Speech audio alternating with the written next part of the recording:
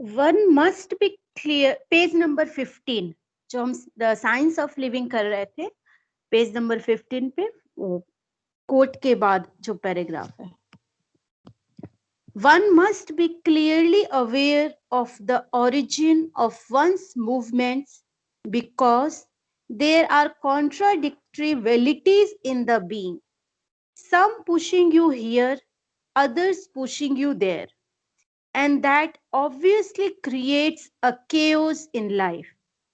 If you observe yourself, you will see that as soon as you do something which disturbs you a little, the mind immediately gives you a favorable reason to justify yourself. This mind is capable of gilding everything. In these conditions, it is difficult to know oneself. One must be absolutely sincere to be able to do it and to see clearly into all the little falsehoods of the mental being.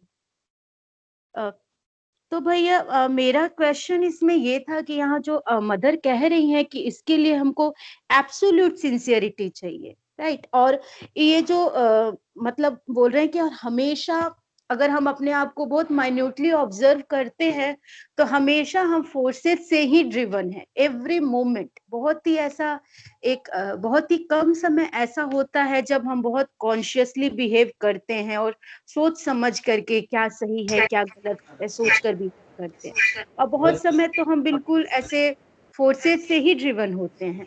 तो mother यहाँ कह रही है कि तुम अपने आप को जान नहीं सकते। तो आज जो हम खुद को मतलब समझते हैं, जो जानते हैं, तो क्या जो भी खुद को लेकर के जो भी एक अंडरस्टैंडिंग है, तो क्या वो गलत है? क्योंकि सिंसेरिटी तो हम में है नहीं, और जब तक हम कंप्लीट सिंसियर नहीं होंगे हम खुद के बारे में कुछ भी नहीं जान सकेंगे।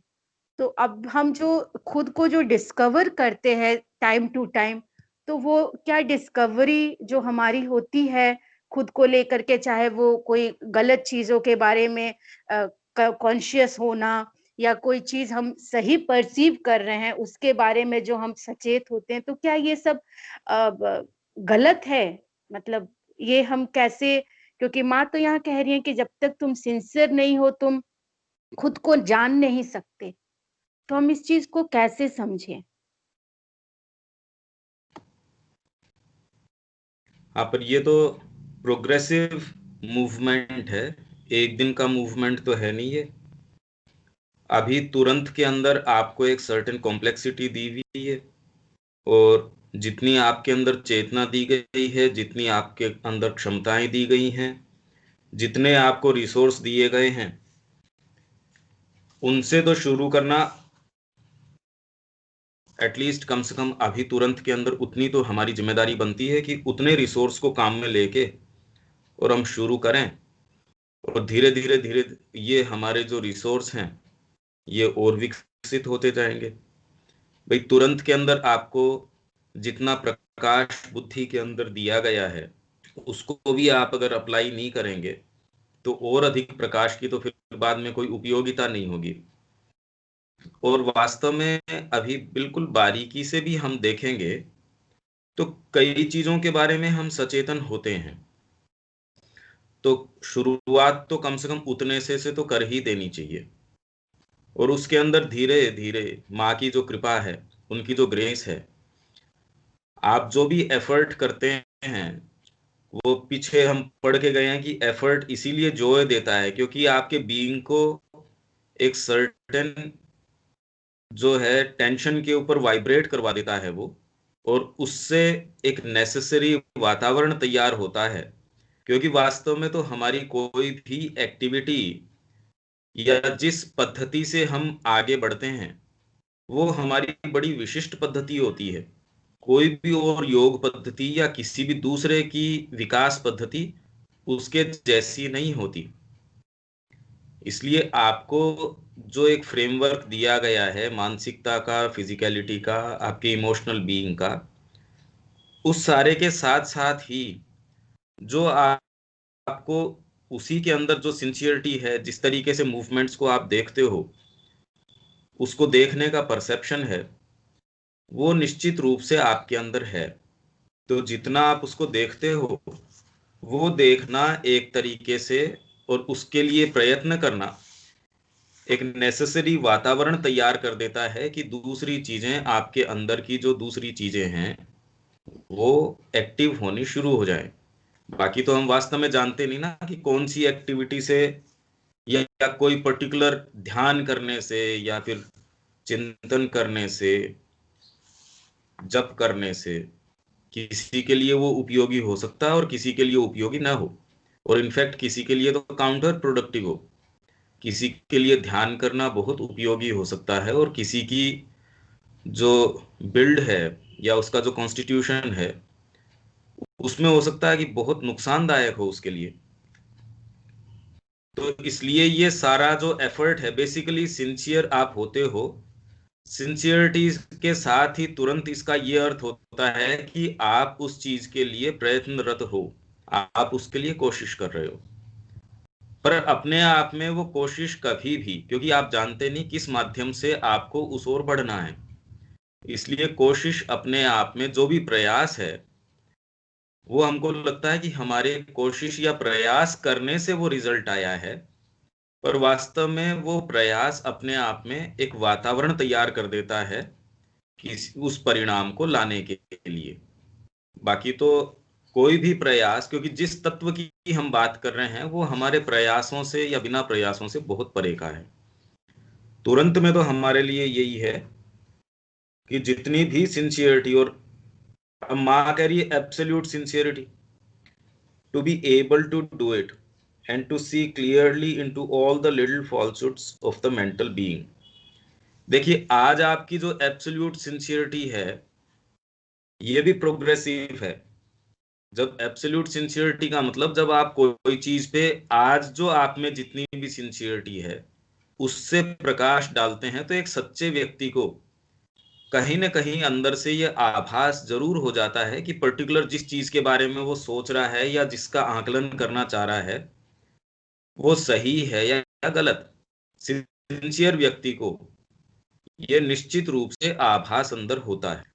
और यदि किसी चीज में वो असमंजस में है, तो उस चीज के लिए वो नेसेसरी हेल्प, चाहे वो शास्त्र में खोजने की कोशिश करेगा, माँ या श्री अरविंद के शब्दों में खोजने की कोशिश करेगा, भारतीय संस्कृति में पहले जो और योग की परंपराएं हैं उनमें खोजने की कोशिश करेगा। जो आदमी तकलीफ में है वो तो नेसेसरी हेल्प कहीं से भी खोजने की कोशिश करेगा। तो सिंसियरिटी जैसे ही आप में होती है, तो आइदर तो आपको अंदर से स्वतः है और ये इंडिकेशन होंगे कि ये चीज आपको करनी चाहिए या ये चीज सही है, ये फॉल्स है, और कुछ ऐसे चीजें या मैटर्स हो सकते हैं जिसमें अगर आपके क्लैरिटी उतनी नहीं है तो आप उसमें हेल्प सीख करते हैं। भाई, सिंसियर आदमी तो एटलीस्ट आइदर खुद के रिसोर्स पे या उसके लिए तुरंत हेल्प सीख करनी शुरू कर देगा। आपको कोई चीज अगर परेशान कर रही है और उसके लिए आप कुछ नहीं कर रहे हो, तो अभी वो तो, इसका मतलब पूरी सिंसियरिटी उस बारे में है नहीं, या आप वास्तव में उस चीज से परेशान है नहीं।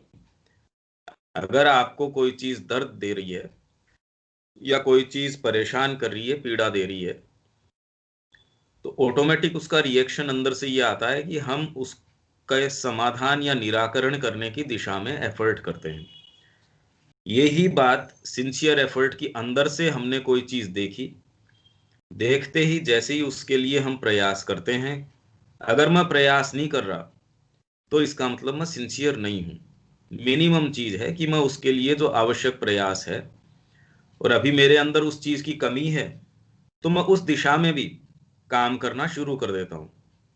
तो इसलिए आपके पास तुरंत में जो भी रिसोर्स है, कम से कम उसको इसमें झोंक देना तो पहला कदम है इसमें। तभी बाद में कोई चीज और आपको दी जा सकती है।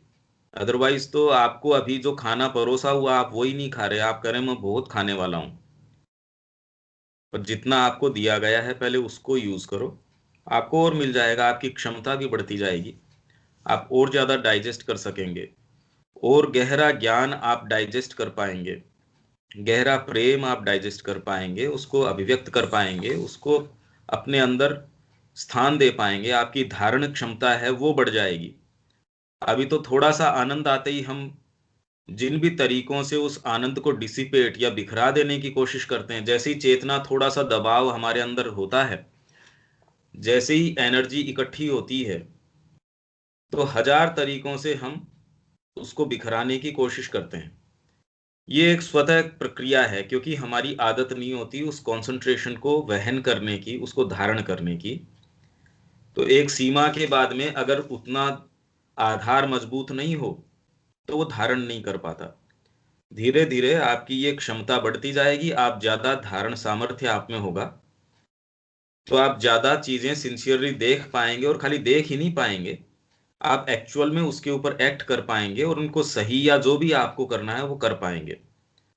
तुरंत में आप में क्योंकि क्षमता भी नहीं है, प्लस उतना विवेक शक्ति नहीं है, ये सारी चीजें प्रोग्रेसिव हैं, और ये एकदम से पहले ही दिन हमारे अंदर हो जाए या न हो तो उसके लिए हम हतोत्साहित हो जाएं, तो फिर तो योग मार्ग या जिस प्रक्रिया की हम बात कर रहे हैं, या जिसके लिए हम ये कहते हैं कि आत्मा एक के बाद एक जन्म लेके वो विकास करती है, तो वो हतोत्साहित होने से नहीं होगा। इंटेंसिटी एक चीज है कि हम इंटेंसली ऐसे काम करें जैसे ये मेरा लास्ट मोमेंट है और मेरे को पूरा संसिद्ध करना है, पर इसको किसी नेगेटिव रूप में नहीं, ये कोई टेंशन के हिसाब से या आप कोई हतोत्साहित होके और इस रूप में प्रयास करें, वो सही इसका तरीका नहीं है।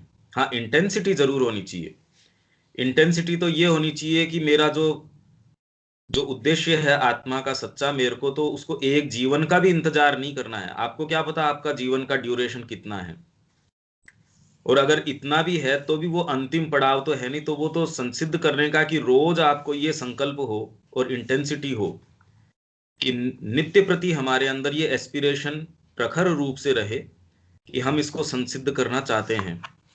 पर डेफिनेटली इसका मतलब हतोत्साहित होना नहीं है कि इतना महान उद्देश्य हम कैसे करेंगे, चलना तो पड़ेगा उसकी ओर। और आप न भी चाहेंगे तो भी अंदर से कोई चीज ऐसी है जो आपको उस ओर प्रेरित करेगी, कोई भाग ऐसा है जो इस ओर आकर्षित होगा। तो इससे मेरे ख्याल से ये क्लियर होना चाहिए। तो भैया आज ऐसा कह सकते हैं कि हम आज इस कंडीशन में हैं, या अगर हम अपने अंदर कोई प्रकार का प्रोग्रेस नहीं देख रहे हैं, तो यही है कि जितना हम जो चीज हमें समझ में आई है, हम उसको अपने जीवन में लागू नहीं कर रहे हैं। हाँ, निश्चित रूप से अभी तो ये कहा जा सकता है, क्योंकि एक स्थिति ऐसी आती है जिसमें यूं तो हर चीज को स्वयं माँ की शक्ति ही कर रही है, पर हम उसकी शक्ति के विषय में सचेतन नहीं है, और हम एक सचेतन यंत्र भी नहीं है। तो अभी तुरंत में जब तक वो स्थिति नहीं आ जाती, तब तक उस विषय में विचार करके और उसकी बात करने से पहले आज की हमारी स्थिति निश्चित रूप से ये है कि हम जिस अवस्था में हैं वो इसलिए है क्योंकि हमारी चेतना जितनी लिमिटेड है उसके कारण है। अगर हम वास्तव में सिंसियर होंगे तो जिन स्थितियों में आज हम हैं उन स्थितियों में नहीं होंगे। तो ये हमारी जो वर्तमान परिस्थितियां हैं वो निश्चित रूप से हमको बहुत सारी चीज इंडिकेट करती हैं। जैसे आपके अगर रोग है तो वो कई और चीजें भी इंडिकेट करता है। शरीर के लक्षण जो हैं वो अंदर के आपके जो है वो उन चीजों को सूचित करता है। वैसे ही आपकी जो आज की स्टेट है, जिस चेतना की स्थिति में आप हैं, उसका कोई कारण नहीं है कि आपको वैसी कंडीशन में रहने की आवश्यकता है। तो डेफिनेटली इस बारे में बहुत कुछ किया जा सकता है, नहीं तो फिर जितनी पद्धतियां हैं या जितने भी प्रयास हैं, मार्ग हैं, उनका तो फिर कोई उपयोगिता ही नहीं होगी। तो सारा तो ये हमारे प्रयास के ऊपर है। एक क्षण ऐसा आता है जब वो प्रयास आप करते हैं, पर उसके बाद जब उत्तर उसका ऊपर से आता है, वो प्रयास के कारण उस तरीके से नहीं है, वो तो माँ का उत्तर है, पर उससे आपके प्रयास की आवश्यकता तो बनी रहती है एक सर्टेन स्टेज तक। और जब आप इतने पूरी तरीके से माँ को दिए जाते हैं, तब धीरे धीरे आपको ये महसूस होता है कि आपके द्वारा और आपको यंत्र बना के धीरे धीरे माँ अपनी क्रिया कर रही है। पर आज ही हम अगर ये मान बैठे कि माँ हमारे थ्रू जितने भी हमारे भाव हैं उनके थ्रू माँ ही अभिव्यक्त कर रही है, तो तुरंत में उतनी प्योरिटी हमारे अंदर है नहीं। हमारा जो इंस्ट्रूमेंट है अभी मुक्त रूप से माँ की क्रिया को रिफ्लेक्ट नहीं कर रहा है। तो इसलिए ये मान लेना कि माँ ही हमारे द्वारा कर रही है। एस्पिरेशन ये निश्चित रूप से हो सकता है कि माँ हमारे द्वारा करे, पर वस्तु स्थिति तुरंत की ये नहीं है। तो उसमें तो अभी हमको प्रयास करना पड़ेगा और उस स्थिति की ओर जाना पड़ेगा जहां मुक्त रूप से वो निर्बाध रूप से अपनी मैनिफेस्टेशन इस यंत्र के द्वारा, और धीरे धीरे वो यंत्र का भाव भी नहीं रहता फिर तो एक पूरा आनंद का मैनिफेस्टेशन है, एक आनंद की क्रिया है। क्योंकि जब आप उसके स्वरूप को जान जाते हैं, माँ को देख लेते हैं आप, तब तो वो अभिव्यक्ति आनंद की है। वो काल फिर बाद में प्रिपरेशन का नहीं है। एक समय ऐसा है जो प्रिपरेशन करता है, एक समय ऐसा है उसके बाद में आप मैनिफेस्टेशन करते हैं। तब आप उसकी क्रिया को, उनके प्रति अपने प्रेम को अपने कर्म के द्वारा, अपने मन वाणी और सब चीजों के द्वारा अभिव्यक्त करते हैं मुक्त रूप से।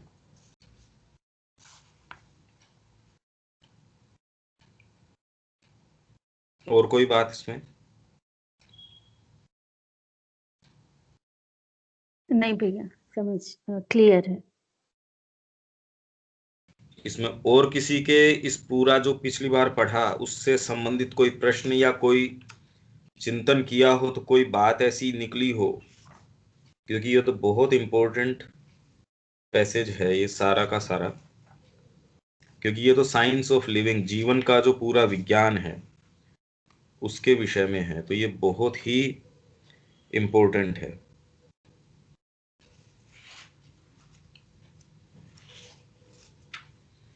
अगर नहीं है तो इसको पिछली बार जहां छोड़ा था उससे आगे अपन शुरू कर सकते हैं। एक बात मैं जानना चाहता हूँ जी जी, मैं ये जानना चाहता हूँ, जैसे कि अभी हम माता जी को सही माता जी का प्रतिनिधित्व तो नहीं कर रहे हैं और न हम उनकी इच्छा समझ पाते हैं कि हम लोग आमतौर पर बोलते हैं हम लोगों को मदर्स विल के अनुसार चलना चाहिए, लेकिन हम अपनी इच्छा को ही भूलवश माता जी की इच्छा मान बैठते हैं। तो इसको कैसे हम और थोड़ा स्पष्ट कर रहे हैं, तो कि अपनी इच्छा को ही माता जी की इच्छा मान लेने की जो भूल भ्रांति हो रही है हम लोगों से, तो इसका कोई ऐसा कोई है क्या, जिससे कि टेस्ट कोई मीटर है जिससे कि हम जान सकें, अपना विश्लेषण कर सकें? सच्चाई, आंतरिक जो सच्चाई है उसके प्रकाश में ये चीज बच नहीं सकती। सच्चाई ही इसका एकमात्र मानदंड है। बाहरी किसी भी मानदंड के ऊपर अगर आप इसको उतारना चाहते हैं तो हर जने के बीइंग के हिसाब से उसके मानदंड होते हैं।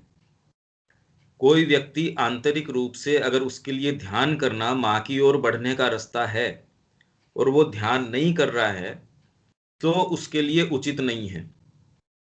और किसी व्यक्ति के लिए अगर माँ कोई दूसरा रास्ता बताती है या अंतः प्रेरणा देती है, उसको वो फॉलो नहीं कर पा रहा है, तो वो उसके लिए एक गलत स्थिति है। इसमें बाहरी रूप से आप कभी भी ये तय नहीं कर सकते कि अमुक व्यक्ति ध्यान करता है तो वो सिंसियर है और अमुक व्यक्ति जो है ध्यान नहीं करता है वो इनसिंसियर है। इसलिए इनका किसी भी चीज के निर्धारण का, और जैसे ही आप ज्यादा से ज्यादा आंतरिक आपकी चीजों के अंदर प्रवेश करते हैं, तो एकमात्र इसकी कसौटी या मानदंड है आपकी सच्चाई। आपकी आंतरिक सच्चाई ही है। माँ के प्रति आपका जो कमिटमेंट है, माँ के साथ आपका जो संबंध और संपर्क है वो ही एक सर्वोपरि चीज है, ये कोई मानसिक चीज नहीं है। जब आपको इतनी गंभीर और गहन पीड़ा होने लगे, जो माँ के सानिध्य के अंदर अगर कोई ऐसी चीज आ जाए या उस संपर्क के अंदर कोई ऐसी चीज हो, सबसे पहले तो मेरे को अभ्यास ये करना है कि सतत मैं कोशिश करूं कि वो संपर्क बना रहे। तो उसके लिए नवजात जी ने एक half an hour with the divine, भगवान के साथ आधा घंटा, ऐसा एक उन्होंने कुछ एक टॉक थी उनकी, तो कम से कम आधा घंटे से हम एक अभ्यास शुरू करें उसका। और उसके बाद में ये सतत ही एस्पिरेशन, उठते बैठते, उसके लिए तो माँ ने छोटी छोटी प्रार्थनाएं कि बिस्तर छोड़ते ही आप ये एस्पिरेशन करो, रात को सोते समय आप ये करो, भोजन है उसके अंदर आप ये एस्पायर करो कि ये मैं माँ को ऑफर कर रहा हूं। कहने का अर्थ है कि आपकी एक एक एक्टिविटी को, जितनी आपकी मैकेनिकल नेचर आपके ऊपर हावी रहती है, उतना ही आप इन चीजों को उसके ऊपर बार बार इनकी स्टाम्प लगाने की कोशिश कीजिए कि उठते बैठते हर एक्ट में किस तरीके से माँ की याद बने, और उसमें हर एक्ट में कैसे, और हम ये देख पाएं कि हम वास्तव में उस जो गोल हमने लिया है उसकी ओर मूव कर रहे हैं। तो इसकी एक ही कसौटी है, आपकी आंतरिक सच्चाई।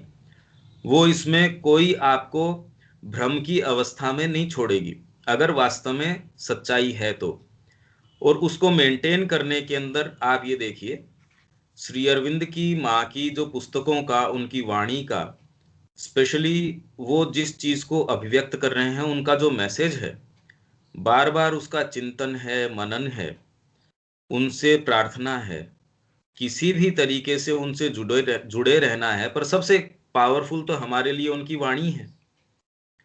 जब उस वाणी को हम पढ़ते हैं, श्री अरविंद को जब आप वास्तव में, जिस दिन आप देखिए कि जब उससे प्रवेश कर पाते हैं विचार के अंदर, तो कितनी जीवन के अंदर समस्याएं हैं जो बिल्कुल प्रकाश में आ जाती हैं, और आपको मार्ग है वो कम से कम उस क्षण के लिए बिल्कुल स्पष्ट दिखने लगता है। तो ये अगर नित्य प्रति, जैसे हम घर की सफाई करते हैं या फिर बर्तन की सफाई करते हैं, शरीर की सफाई करते हैं, वैसे ही जो आपकी विवेक शक्ति है, आपकी डिस्क्रिमिनेशन है, स्पेशली आंतरिक चेतना है, वो हमको उनके प्रकाश के अंदर रखने की आदत डालनी होगी, और उनके प्रकाश के अंदर उसमें स्वच्छता है वो लानी पड़ेगी। और धीरे धीरे होगा ये प्रोसेस। जब वो आपको फ्रीली इतना काम में लेने लगेंगी, जैसे थॉट्स एंड अफोरिज्म्स में श्री अरविंद एक स्थान पे कहते हैं कि बुद्धि एक चीज सोच के जाती है कि मैं ये बात कहूंगी, पर भगवान मेरे शब्दों को इस तरीके से और काम में लेते हैं और ऐसी चीज बोल जाते हैं मेरी वाणी के द्वारा, जिसके सामने बुद्धि कांप उठती है कि ये मैंने क्या कहा। हम इस स्थिति को अपने ऊपर शायद अभी लागू नहीं कर सकते, क्योंकि हमारे मुंह से वो भगवान द्वारा अधिकृत नहीं है। अभी तो और कितनी शक्तियां हैं जो हमारे ऊपर अधिकार रखती हैं। तो ये प्योरिटी धीरे धीरे उनका चिंतन करने से और ये अभिप्सा करने से कि माँ आप इसको काम में लीजिए।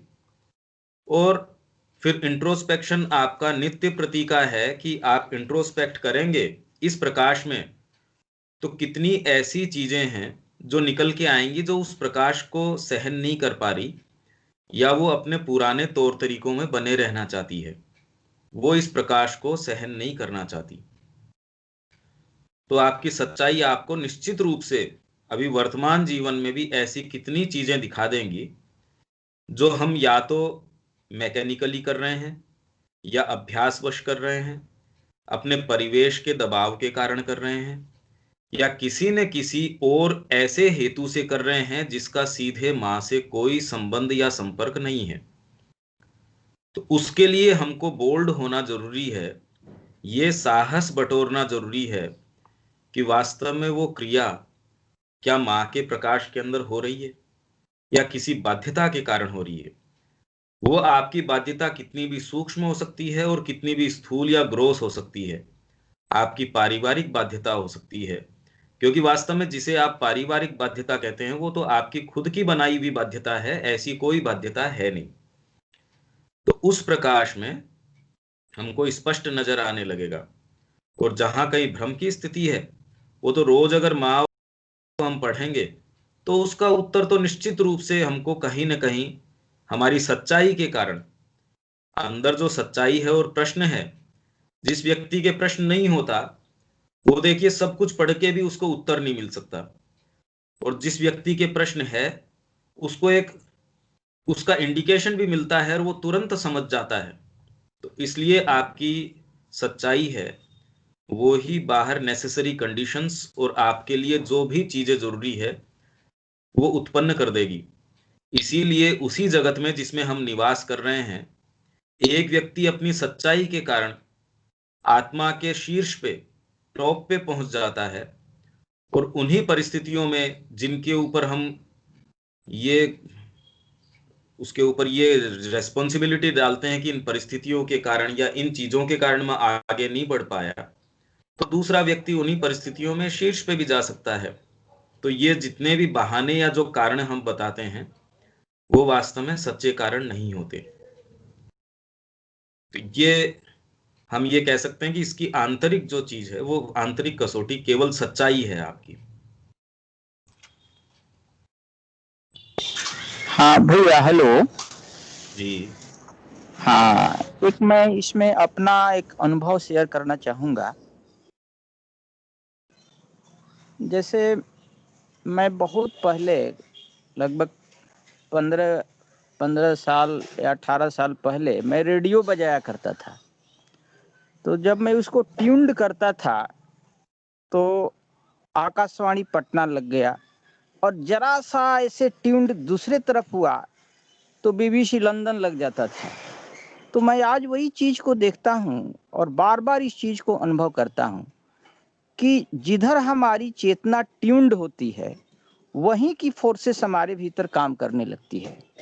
अगर जरा सा भी अगर ट्यून्ड गलत हो गया हमारा, तो फिर उस प्रकार की फोर्सेस, गलत फोर्सेस हमारे भीतर आकर के हमारी चेतना को भयावह रूप से नीचे गिरा देती है, और उसी तरीके से हम बिहेव भी करने लगते हैं। और जैसे ही हमारी चेतना उस तरफ ट्यून्ड होता है, दिव्यता की तरफ ट्यून्ड होता है, तो वहाँ की भी फोर्सेस हमारे भीतर आकर के हमें एकदम से सच्चे राह की ओर ले जाती है।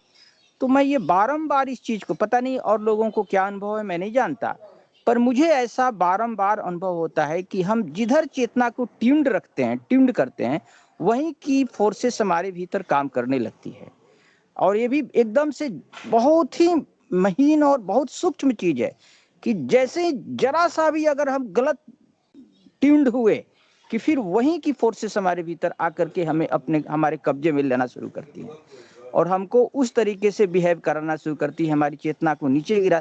तो ये बार बार अनुभव होता है। तो इससे ही हम सीखते हैं कि हमको कौन सी चीज हमारे भीतर आकर के हमको नीचे गिरा दी, कौन सी चीज थी जो हमको एकदम से अच्छी अवस्था में रखी हुई थी। तो ये मैं बार बार इस चीज को अनुभव करता हूँ। अगर इस विषय में आप हमें कुछ और गाइड कर सकें तो। नहीं, ये आपकी बात एकदम सही है कि जिस ओर हम उन्मुख होते हैं, जिस ओर हम उस ओर ओपनिंग करते हैं, वो चीज़ों की ओर वो निश्चित रूप से वैसी ही चीज़ें और आनी शुरू हो जाती हैं। पर इसके अंदर एक दूसरी समस्या ये साथ में ये भी है कि अभी और दूसरी शक्तियाँ, इतनी विराट शक्तियाँ हैं जो अपनी शक्ति सामर्थ्य से बड़े परे की हैं। जैसे रेडियो का आपने उदाहरण दिया, बहुत सही उदाहरण है, पर वो एक स्तर का उदाहरण है। पर आपके बीइंग के अंदर, आपकी सत्ता में स्थूल से लेके, मतलब इनकॉन्शियंट से लेके सुपर कॉन्शियंट तक की चीजें सारी की सारी निहित हैं, और उससे करस्पॉन्डिंग जो ट्यूनिंग, जो आप जो रेडियो कह रहे हैं या ट्यूनिंग जो बैंड है, वो आपके अंदर विराजमान है, पर वो सारे के सारे अभी एक्टिव नहीं हैं। हम जिन चीजों के बारे में अभी सचेतन हैं, क्योंकि रेडियो आपने ट्यून किया, पर जिन फ्रीक्वेंसी की कैपेसिटी रेडियो के अंदर नहीं है उनको वो नहीं बजा पाएगा।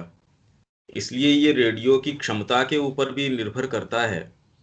आप में सारी की सारी चीजें निहित हैं।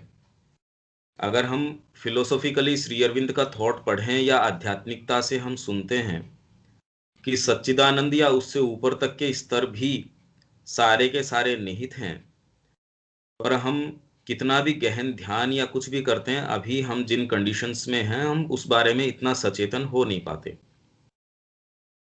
तो इसलिए एक तो धारण क्षमता हमारी कमजोर है, इंस्ट्रूमेंटेशन है वो अभी उतना परिपक्व नहीं हुआ है, दूसरी फोर्सेस ऐसी हैं जो हमको बहला फुसला के नीचे लेके जाना चाह रही हैं।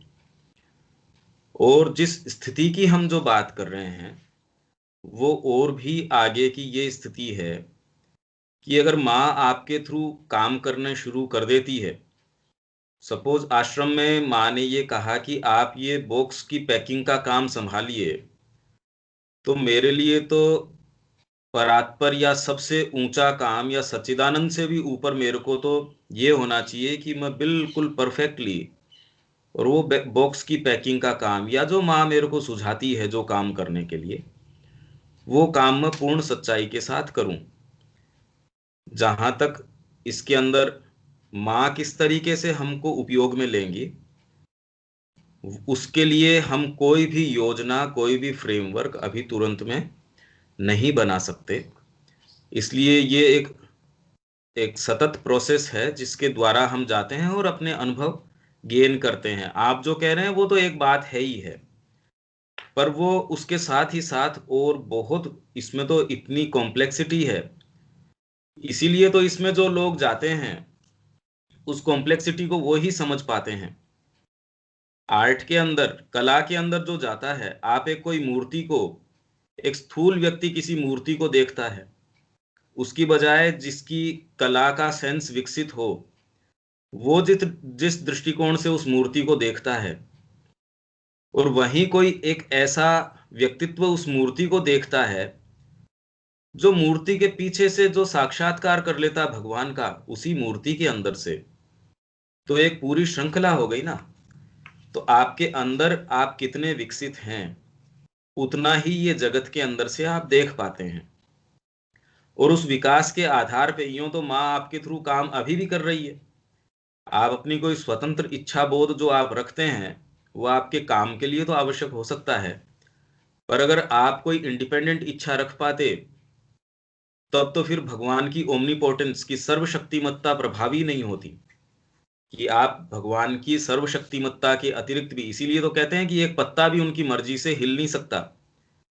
तो जब हम ये कहते हैं कि माँ हमारे द्वारा काम करे, तो ऑलरेडी सिद्धांत के रूप में तो हर कण कण में वो ही काम कर रही है, पर हमको उसकी सचेतन सहभागिता मिल नहीं रही है। इसलिए पहले तो हम सचेतन हों उस विषय में, और सचेतन होके इतना पूर्ण आत्मदान हो कि माँ पूरे तरीके से और इसको अपने को काम में ले सके। और जब वो काम में लेगी तो वो किसी भी हमारे मानदंड के आधार के ऊपर, सब मानदंड को तोड़ के, कोई आवश्यकता नहीं है, हो सकता है वो हमारे मानदंड में आए और हमारे मानदंड में नहीं आए, क्योंकि वो हमारी मानसिकता से काम नहीं करेगी ना उस इंस्ट्रूमेंट को लेके। सपोज कोई उपकरण है, उस उपकरण को उसके मालिक के आप हाथ में दे देते हैं। अब ये निर्णय तो मालिक को करना है कि वो उसको किस तरीके से काम में लेता है। इसलिए माँ जो अपनी योजना काम में लेगी, अगर उसको आवश्यक लगता है तो आपकी बुद्धि है उसके फ्रेमवर्क को वो अपने गुड फेथ में लेके या उसको अंडरस्टैंडिंग में लेके वो क्रिया कर सकती है। और कोई आवश्यकता नहीं है कि उसको बाईपास करके, जैसे कहते हैं वेद को जो लिखा गया उसमें सीधे उनके हाथों तक वो चीज आ गई, या श्री अरविंद जो टाइपराइटर में काम जो लिखते थे, सीधे ही कोई चीज ऐसी उतरती थी जो उनके हाथों को काम में लेके और मैनिफेस्ट करती थी। हालांकि इस स्थिति को अवचेतन अवस्था या कोई अनकॉन्शियस अवस्था नहीं कह सकते कि कोई नींद में बड़बड़ा रहा है और श्री अरविंद जो है उनकी हाथों को काम में लेके कोई एनर्जी काम कर रही है। इन विषयों के में थोड़ा सा हमको अंतर करने की जरूरत है। कोई नींद में चल रहा है तो इसका मतलब कोई दिव्य शक्ति उसको चला रही है, ऐसा नहीं है, वो तो अनकॉन्शियसनेस है। तो इसलिए इन चीजों के विषय में थोड़ी सी क्लैरिटी ये आवश्यक है। इसमें आगे चलें या और कोई बात है?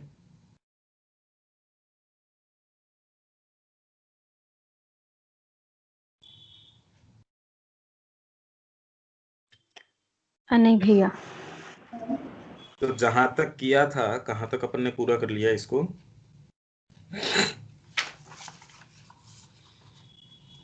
वैसे तो इसको शुरू से अपन कर रहे थे, पहले पैराग्राफ के बाद में पढ़ तो भैया रीडिंग तो पूरी कर ली थी हम लोगों ने। कहां तक? नहीं, एंड कर लिया था, रीडिंग तो कर ली थी पूरी, आखिरी तक रीडिंग कर लिया था, लेकिन फिर हम लोग फिर क्वेश्चंस में आ गए थे।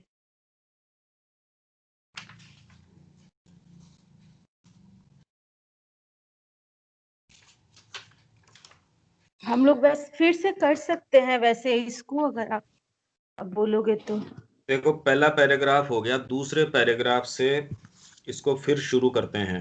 फिर क्या, क्योंकि इसका डिस्कशन वास्तव में हुआ नहीं। हाँ भैया। हाँ तो मैं इसको दूसरे पैराग्राफ से शुरू कर देता हूँ जी। If in your mind you go over the various movements and reactions of the day, तो आप अगर जो बहुत सारे मूवमेंट्स हैं आपके और रिएक्शंस हैं दिन भर के, इसमें अगर वास्तव में आप इसमें और गहराई में जाना शुरू करते मतलब चाहते हैं, तो आप इनको नोट डाउन भी करना शुरू कर सकते हैं कि वेरियस आपके मूवमेंट्स कौन से हैं पूरे दिन के, और आपके रिएक्शंस कौन से हैं, और वो रिएक्शन किस कारण से उस तरीके के आए। और अपनी बुद्धि में आपने जो भी मानदंड स्थापित कर रखे हैं, एक बार उनको थोड़ा ढीला करके उनको माँ के समक्ष एक बार रख के उनकी लाइट में भी कि माँ क्या आपको प्रेरणा देती है भी, ये सही है या गलत है। कई बार हम अपने तरीके से सोचते हैं कि ये चीज सही है और ये गलत है, जैसे ही उसके ऊपर आग्रह न रख के थोड़ा सा हम शांति से माँ से अगर ये प्रश्न पूछें, तो उनका जो मेरे को आभास होता है कि माँ की वाणी इस विषय में ये कहनी चाहिए, वो एक बेटर तरीका है उस चीज के ऊपर इंट्रोस्पेक्ट करने का। तो अगर various movements and reactions of the day like one repeating indefinitely the same thing, you will not progress. इस बारे में तो मैंने कहा था कि ये सबके साथ ही है कि वो ही मैकेनिकल मूवमेंट्स, हम सभी इस बारे में बहुत अच्छे से जानते भी हैं, अनुभव भी है, और कुछ स्तर पे जितने भी सच्चे लोग हैं वो परेशान भी रहते हैं कि वो किसी एक्टिविटी को करने के बाद उनको आंतरिक पीड़ा महसूस होती है, और वो ये संकल्प भी करते हैं कि कल ऐसा काम नहीं करेंगे, या ऐसी एक्टिविटी, ऐसी बात हम नहीं करेंगे। वैसी ही स्थितियां अराइज होती हैं, और हम बिना जाने ही या जानते हुए भी ऐसा अंदर से बहाना आता है, या फिर मैकेनिकली, या फिर इतनी जोर जबरदस्ती हम वो ही एक्टिविटी जो एक दिन पहले नहीं करने के लिए हम संकल्प कर रहे थे, वो ही एक्टिविटी रिपीट करते रहते हैं। जैसे किसी लोगों की आदतें ऐसी होती हैं जो वो चाहते हैं रिपीट करना, क्योंकि इसके इन सब चीजों के पीछे ऐसी शक्तियां हैं, ऐसी एंटिटीज हैं जो आपको अपनी आदतों में बनाए रखना चाहती हैं, जिससे कि आप उन्हीं घेरों में घूमते रहो।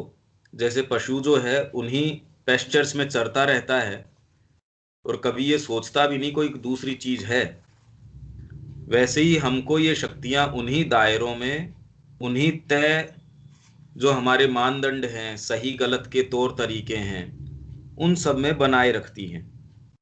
तो हमारे रिएक्शंस भी पूरे दिन के अंदर हम देखें तो जिनको हम अच्छे रिएक्शन कहते हैं या खराब, या जो भी हम उनको कहने के अभ्यस्त हैं, हम सारे दिन उन्हीं को रिपीट करते रहते हैं। तो ये प्रश्न भी हमको करना चाहिए कि 10 साल पहले मेरे को कोई अनुभव हुआ था मैं आज भी उसी कसौटी को लेके अगर चल रहा हूं तो क्या मैं 10 साल के अंदर वहीं का वहीं हूं? अदरवाइज तो मेरी कसौटी क्या तो और विशाल हो जानी चाहिए थी। अनुभव का जो आपकी राशि है, जो आंतरिक अनुभव है, उसकी राशि में तो विकास होना चाहिए था, बढ़ाव होना चाहिए था। क्योंकि शारीरिक आपकी जो उम्र है वो तो बढ़ते जा रही है, साल जो हैं वो तो बढ़ते जा रहे हैं, पर उस गति से वास्तव में जो आंतरिक प्रोग्रेस की बात चल रही है, वो रिएक्शंस तो जो हम पहले देते थे आज भी वैसे ही दे रहे हैं। फर्क कितना हो गया कि अभी हम कुछ समझदार होने के कारण जो रिएक्शन बिल्कुल ग्रोस तरीके से या स्थूल तरीके से या इस तरीके से देते थे कि उस सामने वाले की एक्सेप्टेबिलिटी उतनी अच्छी नहीं होती थी, अभी हम उसको इतने पैकिंग के अंदर या पैकेट के अंदर देने का प्रयास करते हैं कि सामने वाले को समझ में आ जाए या हम अपना जो उद्देश्य साधना चाहते हैं वो साध सकें। हमारा जो उसके पीछे निहित हेतु है वो कैसे हम पूरा कर लें, उस बारे में ज्यादा योग्यता को हम ये कहते हैं कि अनुभव ज्यादा हो गया, पर वास्तव में ये कोई अनुभव या कोई सच्ची या अच्छी स्थिति है नहीं। If this reviewing is to make you progress, you must find something within you. अब ये रिव्यू आप करोगे किसके प्रकाश में? जैसे मारोदिया जी कह रहे थे ना, तो वो कोई ऐसी चीज आपको फाइंड करनी होगी अपने आप के अंदर ही। इसमें कोई भी बाहरी मापदंड, अगर परम सौभाग्य आपको गुरु का मिल गया है, उनकी जीवंत उपस्थिति का अगर परम सौभाग्य है, तब आपको ये चिंता करने की जरूरत नहीं है। फिर तो गुरु का जो वाक्य है वो आपके लिए फाइनल है, वो आपके लिए निर्णायक है। पर जब उसकी अंदर आपको वाणी सुननी है और उसके आधार के ऊपर काम करना है, तब आपको सबसे पहले तो उस प्योरिटी के ऊपर निर्भर करना होगा जिसके ऊपर की वो, जिसके आधार पे वो वाणी आने वाली है। आप जिस टेलीफोन या जिस इंस्ट्रूमेंट के थ्रू बात कर रहे हैं, उसके अंदर अगर वो इंस्ट्रूमेंट बीच में अपने रंग देने शुरू कर दे या सामने वाले के शब्दों को अपने तरीके से इंटरप्रेट करना शुरू कर दे, तो आप उस इंस्ट्रूमेंट के बारे में या उसके आधार पे निर्णय कभी भी नहीं ले सकते। तो जिस इंस्ट्रूमेंट के थ्रू आप सोच रहे हैं कि आपके पास माँ की वाणी आ रही है, वो बीच में अपने तरीके की मिलावट करते हैं। तो इसमें पहली अवस्था माँ की ओर उन्मुख होना तो है ही है। ये इंट्रोस्पेक्शन जिसकी हम अभी बात कर रहे हैं साइंस ऑफ लिविंग के अंदर, कि इन मूवमेंट्स के अंदर ये देखने की जरूरत है कि इसमें किसने कितनी कितनी मिलावट की, तो हम ये तो सचेतन हों कि आगे से मेरे पास जो इस तरीके की चीज चली थी वो पहुंचते पहुंचते देखिए क्या हो गई।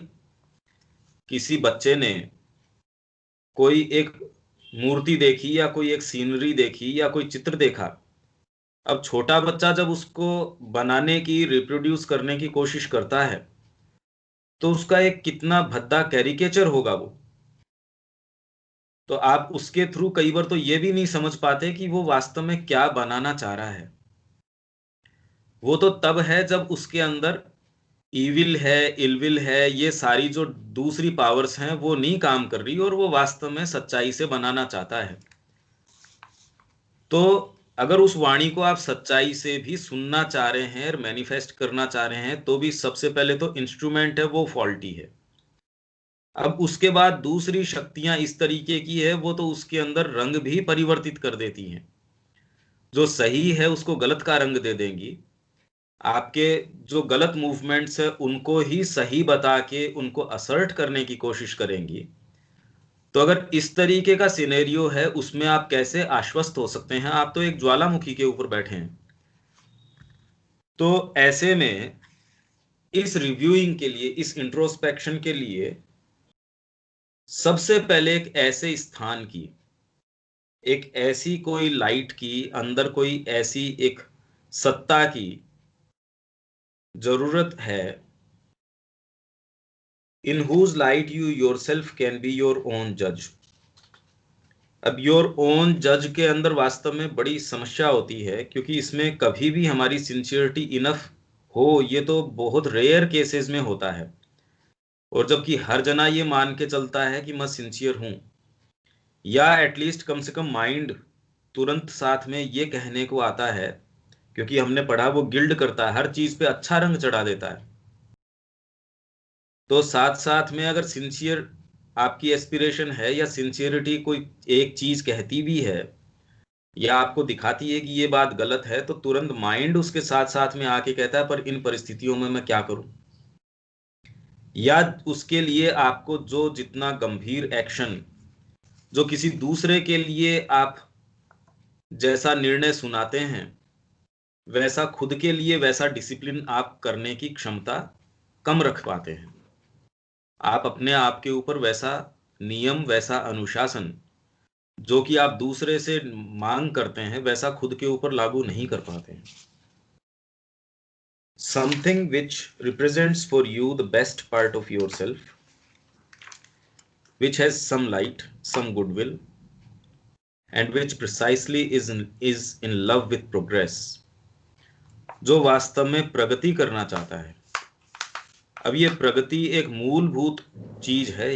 ये प्रगति उस प्रगति की बात नहीं कर रहे कि मेरे को जो सांसारिक या जिसको मटेरियलिस्टिक, जो प्रैग्मेटिक प्रगति है, जिसको हम प्रगति कहते हैं कि उसकी अच्छी नौकरी लग गई, जीवन में वो बड़ा सफल हो गया, वो सारे मानदंड अगर हम वो ही यहाँ लागू करें तो फिर बाद में तो ये सब्जेक्ट या ये टेक्स्ट हमको नहीं पढ़ना चाहिए। तो इसमें जिस प्रगति की, जिस आंतरिक प्रगति का अर्थ इसमें यह है कि हम अपने मूवमेंट्स को अधिकाधिक देख सकें, उनको समझ सकें और एक सही प्रकाश में उनके ऊपर क्रिया कर सकें, और उनको अनुशासन के अंदर लाके उनको किसी सही दिशा में सही उपयोग के लिए नियोजित कर सकें, उसके अंदर लगा सकें। तो ये हम इसको प्रगति कह सकते हैं। नहीं तो ये प्रगति किस तरीके से हुई? प्लेस दैट बिफोर यू, तो वो जो आपके अंदर है, ये जो प्रकाश है, इन हुज लाइट, वो समथिंग, उसको आप जो भी नाम दें, उस समथिंग को प्लेस दैट बिफोर यू, अपने सामने रखो। And first of all pass across it as at a cinema. जैसे सिनेमा के अंदर प्रोजेक्टर के सामने स्क्रीन के ऊपर वो सारी चीज प्रोजेक्ट करता है, वैसे ही all that you have done, जो भी आपने किया है, उसको जैसे सिनेमा के अंदर सामने रखते हैं, उसी तरीके से उसको प्रोजेक्ट करो स्क्रीन के ऊपर। किसकी स्क्रीन? जो आप में वो लाइट है, जो प्रकाश है, जो आप में वो पार्ट है जो प्रोग्रेस करना चाहता है, उसके सामने क्या क्या रखो? All that you have felt, जो भी आपने महसूस किया है। महसूस किया मतलब खाली कोई आंतरिक चीजें महसूस करी वो नहीं, आपने इंसल्ट महसूस करी, कोई एक्टिविटी है जो आप, जिसने आपको बहुत एक गहरी, जिसको आप चेतना कहते हैं, उसमें ले जाके छोड़ा। कोई ऐसी एक्टिविटी है जो आपको बिल्कुल थका देती हैं। धीरे धीरे व्यक्ति छोटी छोटी बारीकियों को भी देखना शुरू कर देता है और वो दिखने भी लग जाती हैं। All that you have felt, your impulses, आप में इम्पल्स उठी, थोड़ी देर बाद में ही, जैसे अभी भोजन किया, कोई ऐसी चीज देखी कि आपको फिर भोजन की तलब उठ गई, तो वो इम्पल्स देखते ही, या फिर जिसके अंदर कितनी बार हम देखते हैं, अच्छा संगीत हमने सुना, सुनते ही एक ये उठा कि हमको भी संगीत सीखना है, या कोई ऐसी इम्पल्स, पर उसके लिए नेसेसरी हमारे अंदर एफर्ट करने की प्रवृत्ति होती नहीं। या और हजार तरीके की इम्पल्स हैं, अलग अलग स्तर की, जो बिल्कुल कुछ तो ग्रोस हैं, कुछ वाइटलिस्टिक हैं, कुछ वाइटल में भी कुछ और परिष्कृत तरीके की हो सकती हैं, पर जनरली इससे हम जो ग्रोस फिजिकल वाइटल टाइप की है उनको मानते हैं। योर थॉट्स, आपके जो विचार उठे हैं, कि कौन सा विचार, कितनी बार हम देखते हैं कि पर्टिकुलर परिस्थितियों में ऐसे ऐसे सुंदर विचार खड़े हो जाते हैं। अब अर्जुन के भी जिस तरीके के विचार उठ रहे थे, वो कहता है मेरे को तीनों लोगों का राज्य नहीं चाहिए, या जैसे जैसे विचार हैं, तो कोई भी व्यक्ति कहेगा कि इसके तो बड़े सात्विक तरीके के विचार आ रहे हैं। या वैराग्य के विचार आ रहे हैं, पर आपके अंदर जो डिस्क्रिमिनेटिंग पावर है, जो विवेक शक्ति है, जो आपके अंदर परमात्मा विराजमान है, हमारे लिए माँ की वाणी है, वो तुरंत उन सारे भ्रमों के जाल को काटते हुए ये कहती है कि ये तेरी कमजोरी है जो तेरे को ऐसी चीजें कहने को मजबूर कर रही है। उसी तरीके से कितने कितने विचार हमारे अंदर आते हैं, अगर हम सिंसियर होंगे और उस रास्ते पे चलने की कोशिश करेंगे तो अराइज होंगे। क्योंकि अभी तो आपके बीइंग को पता है कि आप कहीं नहीं जाने वाले हो, आप उन्हीं कंडीशंस को थोड़ा डेकोरेट करने वाले हो, उसमें कोई मूलभूत परिवर्तन चाहते नहीं हो, इसलिए वो भी आपको सीरियसली ले नहीं रही, क्योंकि आप भी तो अपने जीवन को सीरियसली ले आ रहे हैं। आप उन्हीं परिस्थितियों में थोड़े थोड़े डेकोरेशंस, कि जिस रास्ते से मैं जाता हूं बस थोड़ा उसमें कंकड़ न लगे या उसमें कांटा न हो, पर रास्ता वही हो। तो इसलिए प्रश्न मूलभूत ये नहीं चल रहा कि क्या मेरे को इस रास्ते से जाना चाहिए या नहीं, ये प्रश्न तो कोई कर नहीं रहा ना।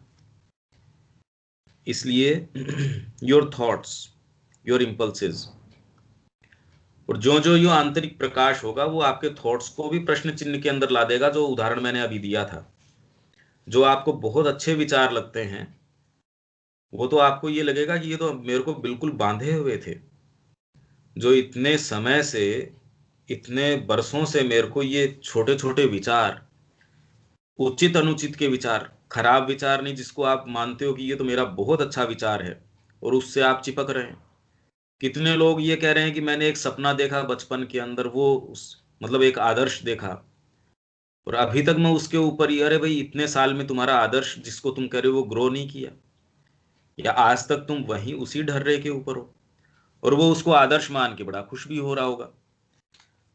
तो इसमें हमको समझने की जरूरत है कि जैसे ही हम उस स्क्रीन के सामने इन थॉट्स को, इंपल्सेस को, फीलिंग्स को, तो जो बिल्कुल डार्क ऐसी चीजें हैं वो तो तुरंत उसके अंदर हमको दिखनी शुरू हो जाएंगी। पर जिनको हमने अच्छे थॉट्स भी मान रखा है कि ये तो बहुत अच्छा थॉट है, पौंडीचेरी जाना कोई गलत बात थोड़ी हो सकती है, या फिर माँ की सेवा करना गलत थोड़ी हो सकता है, या फिर कितने कितने ऐसे थॉट्स हैं जो वास्तव में लगेगा भी इस पे तो क्वेश्चन किया ही नहीं जा सकता, या मैं तो माँ के लिए ये काम कर रहा हूं, या एक संगोष्ठी ऐसी है जिसके अंदर माँ की चर्चा परिचर्चा हो रही है, उसमें जाने में कहाँ दिक्कत है।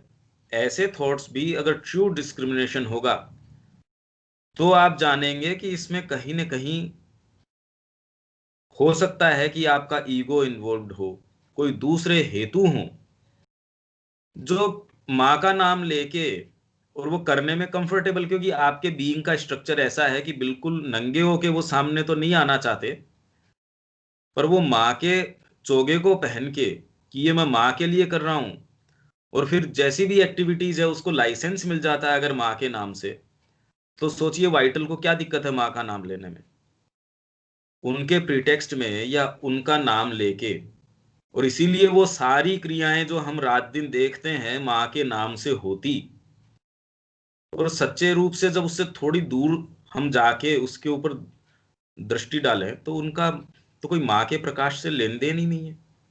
तो वैसी चीजें क्यों चलनी चाहिए, या वैसी चीजें क्यों अराइज होनी चाहिए, जैसे धर्म के नाम के ऊपर, और जैसी जैसी विषमताएं हैं, तो धर्म तो ऐसा कुछ कहता नहीं वैसा, तो वो एक आडंबर का बहाना, या जो एक उसमें चोगा हो जाता है माँ का। तो और जो इम्पल्सेस हैं अगर वो उसमें आप हो तब तो बिल्कुल ग्रोस हो, इसका मतलब तो अभी सिंसियरिटी की शुरुआत भी नहीं है। पर ये तो स्थिति तब की है जब हम ये कहें कि ऐसे मेरे तो फीलिंग्स आ रही है माँ की तरफ, या फिर मेरे इम्पल्सेस इस तरीके की हैं जो माँ की ओर प्रेरित कर रही हैं, ऐसे मेरे विचार हैं, तब वास्तव में अब ये आपकी कसौटी जो है उसकी परीक्षा हो जाती है, आपकी विवेक शक्ति की परीक्षा हो जाती है कि अगर माँ के रूप में आके, क्योंकि हमारा जो मेंटल फ्रेमवर्क है या हमारा जो पूरा बीइंग है इतना छलावा करता है, उसको अगर ये पता चल गया कि माँ के नाम से आप कंफर्टेबली कुछ भी कर सकेंगे, तो वो सबसे पहले वही काम करेगा। और आप तो काफी इस बारे में कुछ तो उदाहरण आपने अपने वहां सोसाइटी में या कहीं भी देखे ही होंगे, या समाज में हम देखते ही हैं कि धर्म के नाम पे, आध्यात्मिकता के नाम के ऊपर या इन नाम के अंदर लोग जिन क्रियाओं को कर बैठते हैं और वो लाइसेंस मानते हैं कि इस चीज का लाइसेंस हमको वो धर्म या आध्यात्मिकता देती है, तो ये चीज हमको ये सोचने के लिए मजबूर करती है कि हमारे थॉट्स हैं, इम्पल्सेस हैं, क्रॉस की नहीं, जिनको हम वास्तव में लेजिटिमेट या सही भी मानते हैं, उनको एक डिस्क्रिमिनेटिंग पावर के अंदर लाना और भी मुश्किल हो जाता है। और वहां आपकी सच्ची सिंसियरिटी जो है वो ही सही और गलत के बीच निर्णय कर सकती है, अदरवाइज आप उसमें कर ही नहीं सकते। Then they try to coordinate them, और ऐसे मूवमेंट्स को फिर आप कोऑर्डिनेट करने की कोशिश करते हो। That is find out why this has followed that, कि पर्टिकुलर ये चीज हुई तो ये होते ही ये बात क्यों हुई। घर के अंदर कोई बहुत नजदीकी व्यक्ति है, उसकी मृत्यु होते ही मेरे अंदर ये सेंसेशंस, अच्छा ये सेंसेशंस इसलिए उत्पन्न हुए। यूं मैं बड़ी समता के विषय में पढ़ता हूं, पर एक छोटी सी ऐसी चीज है जो मेरी समता का भाव है उसको तुरंत टच कर देती है।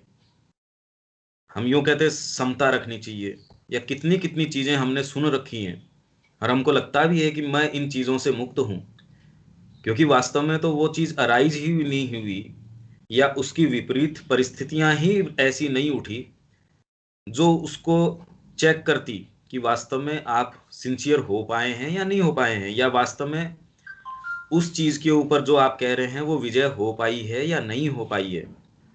वो तो परिस्थितियां बताएंगी कि आप हो पाए हैं या उस चीज में पारंगत नहीं हो पाए हैं।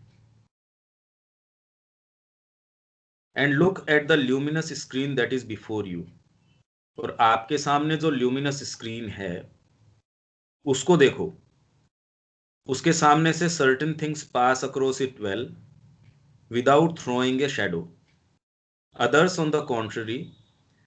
और ये जो शेडो कास्ट करने वाली बात है ये भी कोई एक दिन की बात नहीं है, क्योंकि आज आपके प्रोजेक्टर का जो प्रकाश है उसके जो ल्यूमेंस है या उसका जो पावर है प्रोजेक्टर का, आप कितनी भी सिंसियरिटी आप कर लेंगे, पर आप अगर अपने अंदर एक ऐसे प्रकाश को कैरी करते हैं उसका फॉर्मुलेशन आपका कोई भी बाहरी तत्व कर नहीं सकता, तो वो तो हमेशा ही प्रोग्रेसिव रहना ही रहना है।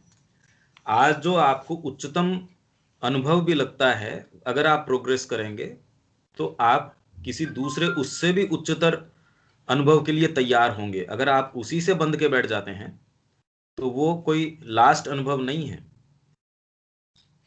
तो जैसे ही आप में सिंसियरिटी होगी और आपका जिस सिनेमा की माँ बात कर रही है, अगर उन्हीं की विचार को आगे बढ़ाएं, तो आपका प्रोजेक्टर जितना शार्प होगा, जितना उसका प्रकाश तेज होगा, उतनी ही शार्प शेडो, जैसे टॉर्च है बहुत ज्यादा ल्यूमिनोसिटी उसकी है, तो वो जो शेडो जो है बारीक बारीक चीजों की भी शेडो कास्ट कर देगी।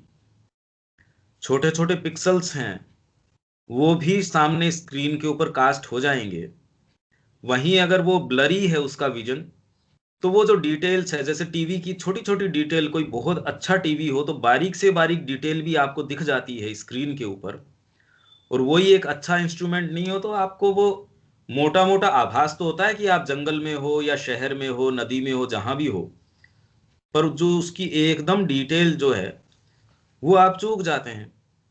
तो वैसे ही इसमें जिस साइकोलॉजिकल या आंतरिक जो माँ ये बात कर रही है, उस प्रकाश के सामने जो मूवमेंट्स आज पास करने से शेडो कास्ट नहीं होती, हो सकता है धीरे धीरे जब आपकी वो ल्यूमिनोसिटी, अंदर की सिंसियरिटी बढ़ जाए, तो वो मूवमेंट्स भी शेडो कास्ट करनी शुरू कर देंगे। क्योंकि तब आप एक विचार भी, जो माँ के पास व्यक्ति है, वो एक विचार भी अगर उनसे विपरीत आता है तो वो सहन नहीं कर पाता। उसके बीइंग के सत्य के खिलाफ या उसके विपरीत या उससे अलग अगर एक विचार मात्र भी आ जाता है, तो इसीलिए संस्कृति में पहले इस तरीके का पूरा वातावरण था जहां वो कह रहे हैं धर्म से और अपने आदर्श से सपने में भी, नींद में भी किसी का मन जो है डिगता नहीं था। और अभी जिस तरीके की संस्कृति है, धर्म पे वो हमारा मन आता ही नहीं है। तो इसलिए इस प्रकाश में जब हम देखते हैं तो ये महसूस होता है कि हमको बहुत ज्यादा डिटेल में काम करने की अपने आप के ऊपर और एक सही प्रकाश में जरूरत है। क्योंकि अगर काम करेंगे पर कोई प्रकाश तो चाहिएगा उस काम के लिए। Others yet cast a shadow altogether black and disagreeable. You must do this very sincerely, as though you were playing a game. Under such circumstances, I did such and such a thing. कि ऐसी परिस्थिति पैदा हुई, मेरे को भूख लग रही थी, तो मैं अपने मित्र का शेर जो है, उसका भाग है, वो भी मैं तो हड़प गया, वो खा गया। या ऐसी परिस्थितियां हुई जिसके अंदर आप ऐसी चीज कर गुजरते हैं जो बाद में आपको लगता है ये तो मैं अपनी जो लेवल है उससे नीचे का व्यवहार कर गया, उससे नीचे की बात बोल गया, उससे नीचे का मैं शब्द बोल गया।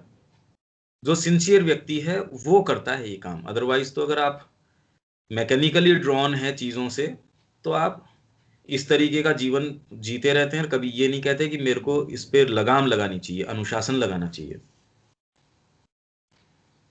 Feeling like this and thinking in this way, I have before me my ideal of knowledge and self mastery. मेरे सामने मैंने एक स्क्रीन लगाई नॉलेज और सेल्फ मास्टरी की, आत्म प्रभुत्व। अब आत्म प्रभुत्व जो है खाली उसमें बाहरी आपकी एक्टिविटीज फिजिकल ही तो आपकी पूरा बीइंग है, उसका सब कुछ तो आपका फिजिकल नहीं है ना। तो सेल्फ मास्टरी जैसे आपके भौतिक एक्ट्स हैं उनके ऊपर, आपकी जो फीलिंग्स है उनके ऊपर, आपकी जो विचार शक्ति है, थॉट्स हैं उनके ऊपर। पहले तो जो उनके द्वारा जो गलत चीजें एक्सप्रेस हो रही हैं, जो मूवमेंट्स गलत एक्सप्रेस हो रहे हैं, जो आपके उद्देश्य की कन्फर्मिटी में नहीं है, वो बंद होने चाहिए। फिर उनको ट्रेनिंग होनी चाहिए कोई हायर चीज के यंत्र बनने की, और उसके बाद उनको उन चीजों को मैनिफेस्ट करना चाहिए। जिस पाइपलाइन के थ्रू जहां जो कोई गंदगी आ रही थी या किसी नाले से जुड़ा हुआ था, पहले तो वो स्वच्छता उसमें आए, और वो स्वच्छता तब आएगी वो किसी सही सोर्स से धीरे धीरे हम उसको जोड़ना शुरू करेंगे और वो शुद्ध जल उसके अंदर से आना शुरू हो। और फिर उस जल के द्वारा जो भी विकास, प्रगति, बगीचा या जो भी उसका हमको उपयोग करना है पीने में, किचन में, फिर उसका मैनिफेस्टेशन के अंदर उपयोग हो। Was this act in keeping with my ideal or not? If it was, it would not leave any shadow on the screen, which would remain transparent and would not have to worry about it. If it is not in conformity, it casts a shadow. और shadow, और इसकी मैंने तुमको ये बता भी दी कि ये भी एक उत्तरोत्तर बढ़ती प्रोसेस है।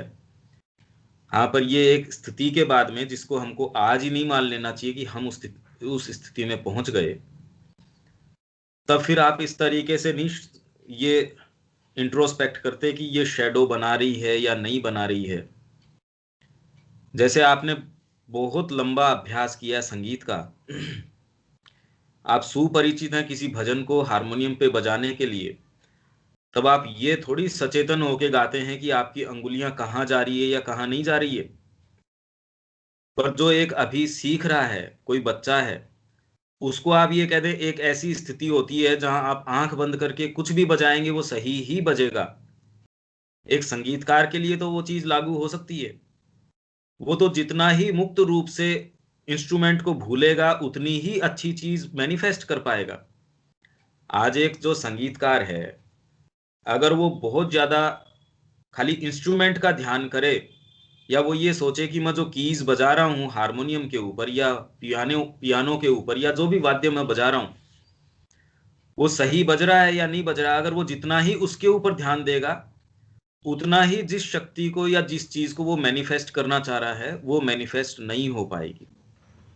पर ये स्थिति उस संगीतकार जो कि अपनी विद्या के अंदर पारंगत है या जो अभ्यास उसका इतना हो गया है कि वो उसका इंस्ट्रूमेंट गलती कर ही नहीं सकता, और वो मुक्त रूप से जैसी उसके भाव या भावनाएं या प्रेरणाएं या अंदर इमेजिनेशन आती है, कितना मुक्त रूप से वो उसको एक्सप्रेस कर पाता है अपने वाणी के द्वारा। वैसे ही एक डांसर है, वो ये थोड़ी देखता है बार बार या इस बारे में चिंतित होता है, वो इस बारे में चिंता थोड़ी करेगा कि मेरे पांव कहाँ पड़ रहे हैं या कहाँ नहीं पड़ रहे हैं, क्योंकि वो जानता है कि वो जो चीज आ रही है वो उसके पांव तो इतने ज्यादा सही हैं क्योंकि अभ्यास के कारण और अपनी कला के ऊपर इतना उसका प्रभुत्व है कि अब जो चीज वो मैनिफेस्ट करेगा वो बिल्कुल प्योर ही आएगी। तो जैसे इन फील्ड्स के अंदर हम देखते हैं कि पत्थर को तराशते टाइम भी उसको पूरा कमांड होता है अपनी कला के ऊपर, या वक्ता को ये पता होता है कि शब्दों का चयन कैसे करना है और उसको विचार को अभिव्यक्त कैसे करना होता है, और अपने अभिव्यक्ति की क्रम में उसमें कोई दोष नहीं आ सकता क्योंकि उसका उसके ऊपर आधिपत्य है, उसके ऊपर उसकी मास्टरी है, कमांड है। वैसे ही आज की स्थिति तो आपकी ऐसी है जिसमें जैसे बच्चा है वो अभी सीख रहा है, उसको तो देखना पड़ेगा कि मेरे को बटन इतना बजाना है, ताल का ज्ञान रखना पड़ेगा, स्वर का ज्ञान रखना पड़ेगा, मात्रा का ज्ञान रखना पड़ेगा, सारी चीजें। वो तो कितना परेशान रहता है। तो एक बच्चा ये सोचता होगा कि ये संगीतकार तो बेचारा कितना परेशान रहता होगा जो इतना तेजी से गाता है, म्यूजिक करता है, या डांसर या कोई भी जो आर्टिस्ट है, वो तो सारे दिन टेंशन में ही मर जाते होंगे। अगर बच्चा अपने टेंशन को और एक आर्टिस्ट के ऊपर लादने की कोशिश करे, वैसे ही अगर हम ये सोचें कि आज जो इंट्रोस्पेक्शन, जो हमारी सिंसियरिटी इतनी मशक्कत करके, इतना भारी रूप से, इतनी सचेत होके जो कोशिश या प्रयास करती है, जब आप धीरे धीरे इसमें पारंगत हो जाते हैं तब आप आश्वस्त हो जाते हैं कि आपकी वाणी जो बोलेगी वो माँ के अलावा बोल ही नहीं सकती। आपके जो विचार आएंगे माँ के अतिरिक्त आ ही नहीं सकते। देखिए, राम जी ने जब सीता जी को पहली बार देखा और जो उनके अंदर भावनाएं उदित हुई, तो वो कहते हैं रघुवंशियों के अंदर तो कभी इस तरीके के भाव किसी परिस्त्री के लिए उठ ही नहीं सकते। तो जब ऐसी प्योरिटी आती है तभी व्यक्ति सच्चा आचरण तो दुनिया में या अपने अंदर कर सकता है, नहीं तो सारे दिन तो आप संदिग्ध अवस्था में होते हैं कि मैं सही कर भी रहा हूं या नहीं कर रहा हूं। आज अगर राम जी के अंदर जो भाव उत्पन्न हुए और वो ये कहें कि नहीं ये तो गलत भाव उत्पन्न हो रहे हैं, और वो उससे चिंतित हो जाएं, या जो भी जिस भी तरीके से वो सोचें, उस स्थिति को आज अगर हम अपनी स्थिति के अंदर और डाल के देखें तो वास्तव में हम ये देखें कोई मानदंड तो फिर रहेगा ही नहीं। किस आधार के ऊपर हम ये देखेंगे, या हमारे अंदर क्या ऐसी चारित्रिक मास्टरी, हमारे विचारों के ऊपर मास्टरी, हमारे कर्म के ऊपर, वाणी के ऊपर एक ऐसा आधिपत्य, सबसे पहले तो माँ का, उनकी क्रिया का, या फिर हमारे अंदर कोई ऐसी चीज है उसका एक ऐसा आधिपत्य, और उस बारे में इतनी श्योरिटी कि मैं जो ये करूंगा उसमें गलत जा ही नहीं सकता।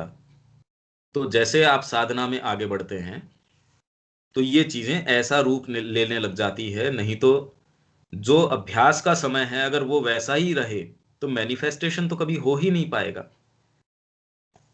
कभी डांसर सच्चा डांस कर ही नहीं पाएगा, मूर्तिकार कभी मूर्ति बना ही नहीं पाएगा, और दुनिया के अंदर जितनी भी चीज मैनिफेस्ट हुई हैं वो उस मास्टरी के कारण मैनिफेस्ट हुई हैं, वो कोई विद्यार्थियों ने थोड़ी मैनिफेस्ट करी हैं। तो ये सेल्फ मास्टरी जो है ना, ये बहुत बड़ा शब्द है। इसको धीरे धीरे और इसके अंदर जाने की अपने आप में कोशिश करना कि आत्म जो प्रभुत्व है वो खाली बाहरी नहीं है। इसी तरीके से आप में जो भाव उठ रहे हैं, जो विचार उठ रहे हैं, कोई भी एक भी विचार ऐसा न हो जो विध्वंस की तरफ हो। हर विचार, हर आपका जो भाव है, जो श्री अरविंद ने जो विजन दिया है उसकी चरितार्थता की ओर, और सहर्ष चरितार्थ करने के लिए। ये नहीं कि वो हो श्री अरविंद ने कहा है बड़ी मेहनत करनी पड़ेगी, माँ ने कहा है इसलिए करना चाहिए, या भाई ये होता तो नहीं है। जैसे आप डिसिप्लिन करते हैं सुबह उठने के लिए अपने आप को, तो उसमें अनुशासन का बोध होता है। वहीं एक उसके अलावा आनंद का बोध होना शुरू हो जाता है जब माँ के लिए आप गहन रूप से क्रिया करते हैं।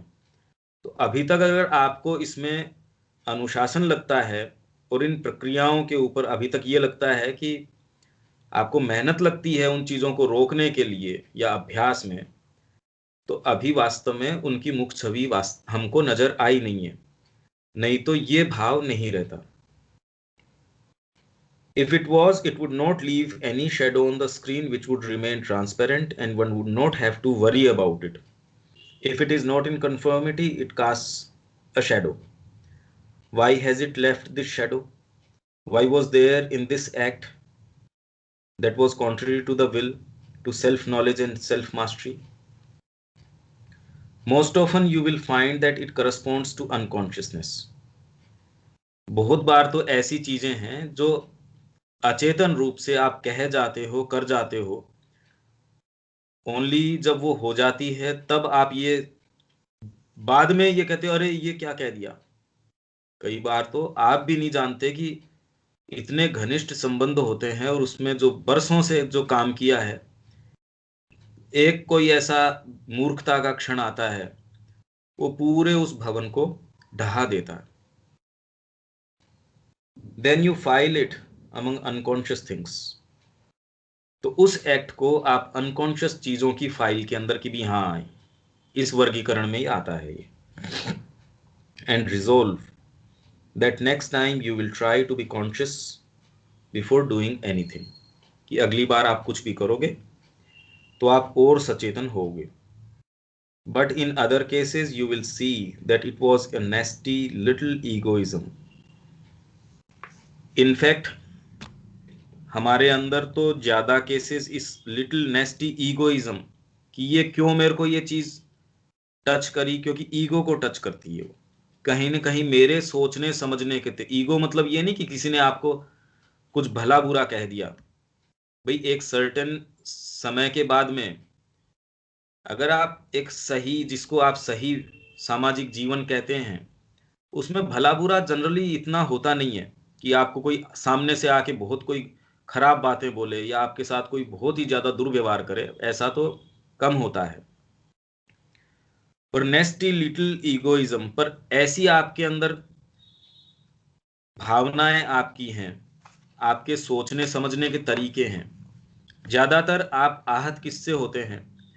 जब आप एक्सपेक्ट करते हैं कि सामने वाला इस तरीके से करे या इस तरीके से सोचे या इस तरीके से एक्ट करे, तो ये जो आपकी खुद की अपेक्षा है और उस अपेक्षा से कि आपका जो दायरा है सोचने समझने फीलिंग करने का, उस egoistic way of being, egoistic way of living, egoistic way of thinking, वो एक छोटे दायरे के अंदर जब आप उस झरोके से दुनिया को देखोगे तो वो तो उतनी ही सीमित नजर आएगी। तो जो भी चीजें हमको टच करती हैं, परेशान करती हैं, हमको आघात पहुंचाती हैं, आहत करती हैं, वो कहीं ना कहीं उस ईगोइज्म को टच कर रही हैं, या हमारे सोचने समझने देखने अनुभव करने या हमारे उचित अनुचित के दायरे को, हमारे कितने सोचने के तरीके हैं, सामाजिक तौर तरीके हैं, शादी के ब्याह के सारे कितने तौर तरीके हैं, पर अलग अलग देशों में तो अलग अलग रीति रिवाज रस्म सारी अलग अलग हैं। अफ्रीका के अंदर आप जाते हो तो जिसको आप अनैतिक कहते हो कि ये नहीं होना चाहिए, वहां आपके तौर तरीकों को अनैतिक कहते हैं। आपके जो खान पान को आप जो यहाँ उचित बताते हो, दूसरे देशों के अंदर उसको जो है बिल्कुल ऐसा मानते हैं कि ये तो बिल्कुल गलत है।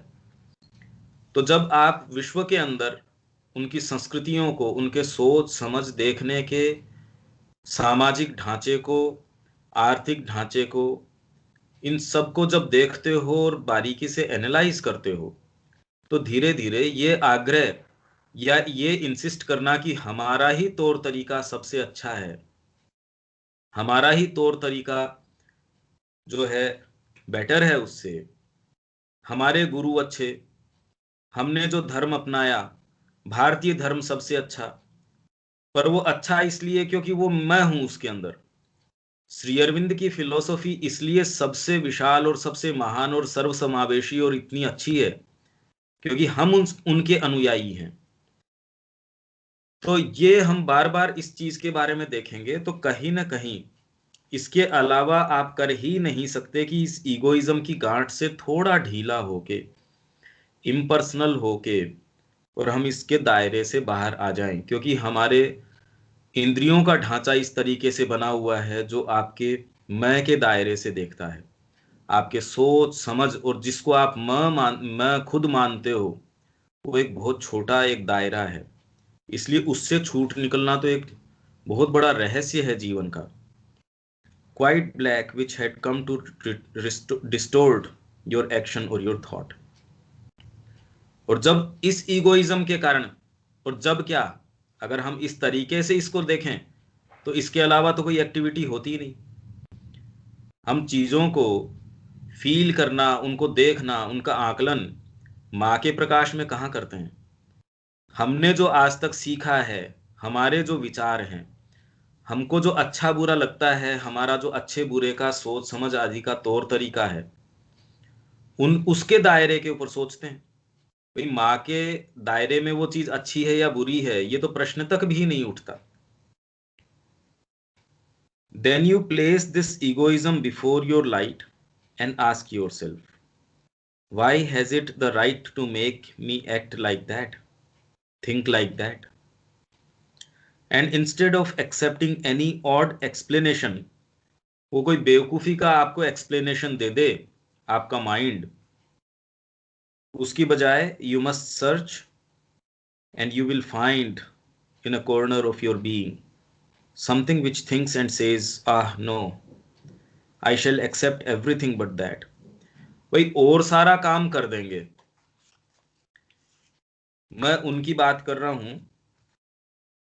अगर रामकृष्ण जी के विषय में जैसे शारदा माँ हैं, उनके पास भी मतलब वो शारदा माँ होने के बाद उनका किसी अपनी नातिन थी या किससे प्रेम था, तो बार बार वो छटपटा उठती थी, उससे मिलने को पहुंच जाती थी। कितने ऐसे आश्रम में साधक हैं जो ऐसी छोटी छोटी चीजों को, अब वो कहते भाई ये चीज तो हो सकती है, बस ये एक चीज मेरे को मिलनी चाहिए। अब दूसरा, क्योंकि हम जिन मानदंडों के अंदर लेके चलते हैं तो हम तो इसको मान भी नहीं सकते कि इसमें गलत क्या है। चैतन्य महाप्रभु की जीवनी अगर हम पढ़ें तो एक व्यक्ति ने उनको खाने के बाद में, शायद पान था या कोई चीज ऐसी थी, या कोई इलायची होगी या कोई ऐसी चीज होगी जो भोजन के बाद में उनको दिया। तो देने के बाद में दूसरे दिन भी उसने ये सोच के बचा के रख लिया कि मैं चैतन्य महाप्रभु को कल भी ये चीज भेंट करूंगा, आज मैं इसमें से बचा के कल के लिए रख लेता हूं, आज तो मैंने उनको दे ही दी। अब हम सोचेंगे कितना अच्छा भाव है, कितना ऊंचा भाव है, और एक्चुअल में है। आप अपने छोटे से मैं के दायरे से बाहर सोच रहे हो, अपने गुरु के लिए, अपने इष्ट के लिए, या जिसको आप अडोर करते हो उसके लिए आप ये सोच रहे हो कि कल मैं इनके लिए ये करूंगा। चैतन्य महाप्रभु ने जब उससे पूछा तो उन्होंने कहा ये वृत्ति तेरे अंदर कैसे आई संचय करने की। एक साधु के अंदर संचय करने की वृत्ति नहीं होनी चाहिए। और ये कह के उन्होंने उसका परित्याग कर दिया उस व्यक्ति का, और वो व्यक्ति लास्ट तक भी और बहुत तकलीफ पाया ये सोच के कि मेरा उन्होंने परित्याग कर दिया और मेरे को अपने से दूर कर दिया। तो जो विधान हमारी सत्ता के, जैसे एक स्थूल व्यक्ति खाली दंड विधान के कारण काम करता है, जब बारी उसके ऊपर पुलिस का भय न हो तो वो काम वो नहीं करेगा। पर थोड़ा सा विकसित व्यक्ति है, वो खाली दंड विधान के आधार के ऊपर नहीं, वो अपने नैतिक विधान के आधार के ऊपर, कि मैं अकेला ये काम कर लूं और मेरा परिवार को ये चीज नहीं मिले, तो उसमें दंड विधान तो नहीं है, पर आपका जो नैतिक विधान है वो कहता है ऐसा तो आप नहीं कर सकते। हमने अगर संडे को 10 बजे मिलने के लिए आपस में प्रतिबद्धता करी है तो हमको मिलना ही चाहिए। तो उसका जो दंड है वो कोई बाहरी दंड विधान के आधार पे हम लोग नहीं मिल रहे। अभी अगर हम नहीं मिलेंगे तो ये थोड़ी है कि कोई कोर्ट में हमारी पेशी होगी या कोई हमको बाहरी दंड मिलने वाला है इसके अंदर। पर इसका एक आंतरिक विधान है खाली ये नैतिक विधान ही नहीं है कि हमको साथ मिलना चाहिए, पर हम तो क्योंकि माँ से जुड़े हुए हैं तो इसका एक आध्यात्मिक इसके कॉन्सिक्वेंसेज हैं। आज अगर हम इसके अंदर जितनी ही मन के अंदर प्योरिटी सिंसियरिटी लेके बैठ के इस ग्रुप में बैठते हैं, उतना ही वो विधान हमारे ऊपर ऑपरेटिव होता है और उतनी चीज हमारे लिए प्रत्यक्ष होती है। कोई पढ़ने से या इस चर्चा से थोड़ी उतना कोई थोड़ी होता है, वो तो खाली एक माध्यम है, एक माहौल तैयार करता है। आप जिस सिंसियरिटी से बंध के ये क्रिया कर रहे हैं, वो आपके अंदर से चीजें उत्पन्न करता है। क्योंकि वास्तव में जो चीज उत्पन्न होनी है, ये थोड़ी है कि आपके कोई 4 हाथ और लग जाएंगे ये पुस्तक पूरी हो जाएगी। तो या जब माँ के रास्ते पे आप इतने वर्षों से चलते हैं तो आपके कोई अलग से चीजें कोई अंग निकल ही आते हैं, वैसा थोड़ी है। पर जो आपके अंदर विवेक शक्ति चीजों को देखने की है, या आपको जो विधान लागू होता है आपके ऊपर, वो और अधिकाधिक गहरा होता जाता है। इसीलिए पहले बोलते थे कि ब्राह्मण के ऊपर दंड विधान लागू नहीं हो सकता, क्योंकि ऑलरेडी वो अपनी आत्मा के विधान के अंदर रह रहा है। तो जब आप एक अधिक ऊंचे अनुशासन के अंदर निवास कर रहे हो, तो निचला अनुशासन की तो आपको आवश्यकता ही नहीं है। बारी दंड विधान उसके ऊपर कैसे लागू हो सकता है? और ऋषि तो खुद कहता है, बताता है कि विधान ये है, इसलिए ऋषि के ऊपर कोई दंड विधान नहीं लागू हो सकता।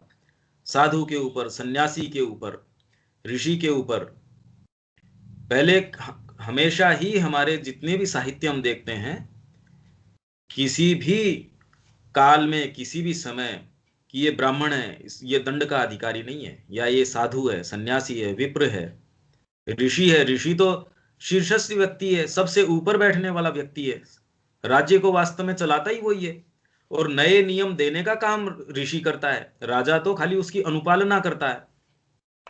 राजा तो ये उसका मैनेजमेंट करता है कि जो ऋषि ने नियम बताया है कि समाज का निर्धारण ऐसे होना चाहिए, उसको एनफोर्स करने का काम करता है। You will see that it is a petty vanity, a movement of self love, an egoistic feeling।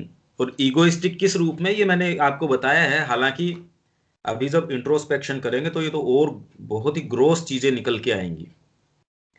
Somewhere 100 things। इसको इससे आगे तो नहीं जा पाएंगे, अगली बार 17 नंबर पेज से शुरू करें, क्योंकि ये अब इस विषय में कोई बात हो तो वो थोड़ी देर कर सकते हैं।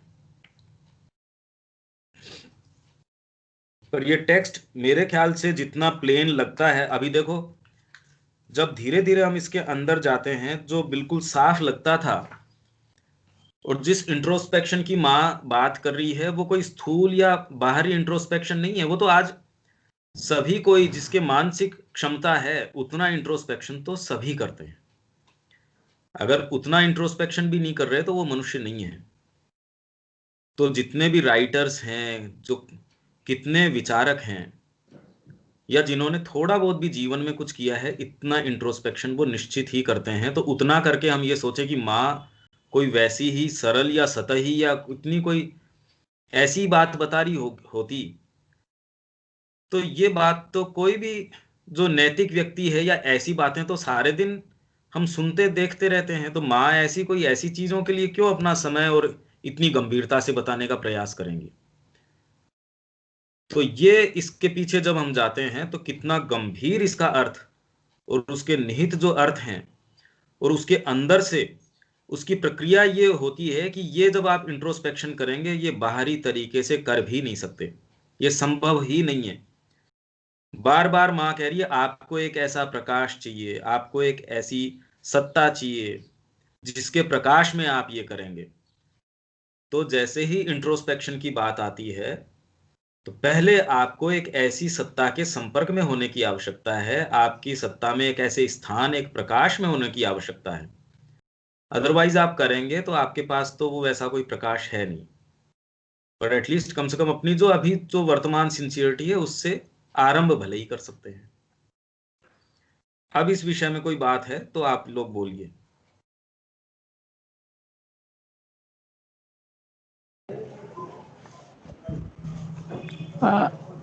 भैया मैं थोड़ा सा एक अनुभव हुआ था मुझे। अभी पिछले दिनों बिहार का चुनाव था, तो जब रिजल्ट हुआ, जिस दिन रिजल्ट का दिन था, तो पता नहीं क्यों ऑटोमेटिक अपने भीतर से उस रिजल्ट को जानने की इच्छा हुई, तो मैं टेलीविजन खोल करके बैठ गया और उसमें इतने उतार चढ़ाव आने लगे कि पता ही नहीं चल रहा था कि कौन किसकी सरकार बनेगी, किसकी सरकार जाएगी, कौन आएगा कौन नहीं आएगा, इतनी उसमें वो चीज़ें आने लगी। और पता नहीं ऑटोमेटिक अपने आप ये मतलब उसको इंटरेस्ट ऐसा बढ़ता चला गया और पूरे दिन मैं उस चीज़ को देखता रहा। अब वो देखने के बाद में जब शाम में जब हुआ और जब मैं बेड पर गया सोने के लिए, तो ऐसा लग रहा था जैसे पूरे शरीर के अंदर जहर भर गया, पॉइजन भर गया। अब ये अब उस चीज को देखने मात्र से और उसमें अंदर अपने को जैसे कोई अंदर से कोई ऐसे उत्सुकता बस वो बार बार उधर ले जा रही है, बार बार वो टेलीविजन को खोल करके देखना चाह रही है। और वो देख करके और उसकी ऐसा वो प्रभाव पड़ा कि शाम होते होते ऐसे लगा कि पूरा का पूरा शरीर एक पॉइजन से भर गया और एकदम से छटपटाहट शुरू हो गई। लेकिन फिर वो धीरे धीरे माँ की कृपा से, जैसा कि आपने कहा कि शुद्ध जल आने के बाद ही वो कीचड़ साफ होता है, तो फिर वहाँ पर ये एक अनुभव हुआ कि देखो जरा सा ऐसे चीजें होने से किस प्रकार से हमारे जीवन को ये एकदम से कीचड़ के अंदर हम चले जाते हैं।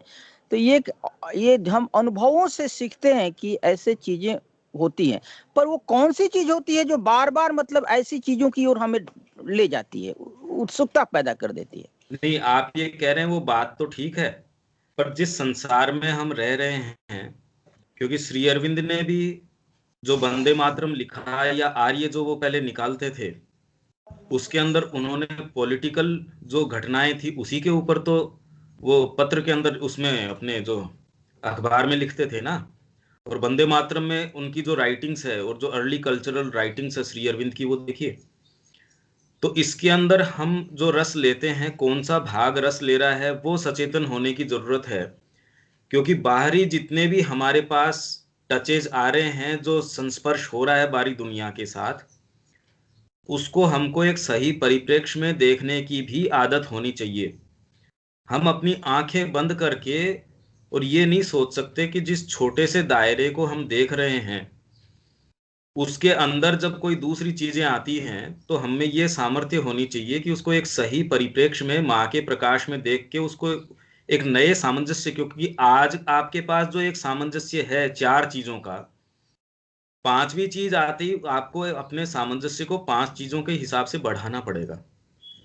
तो जब आप भारतीय संस्कृति के बारे में, वेद के बारे में, श्री अरविंद की राइटिंग्स यही करती हैं, विश्व को, पूरे विश्व की घटनाओं को, उसकी सारी दिशा को, दशा को एक ऐसा विहंगम परिप्रेक्ष्य प्रदान करती है जिसके हर धागे को आप वास्तव में मां के दृष्टिकोण से, कि कोई एक शक्ति है, चेतना है, वो अभिव्यक्त कर रही है, वो किस तरीके से कर रही है, उसका आपको एक परिप्रेक्ष्य मिल जाता है। आप जो कह रहे हैं वो एक प्रैक्टिकल बात है, वो सही बात है कि ऐसे जब हम जैसे मोबाइल के अंदर है, बिना किसी उद्देश्य के और उसमें बस रस लेने लग जाते हैं, तो हमारी सारी एनर्जी उससे उसके अंदर ड्रेन हो जाती है।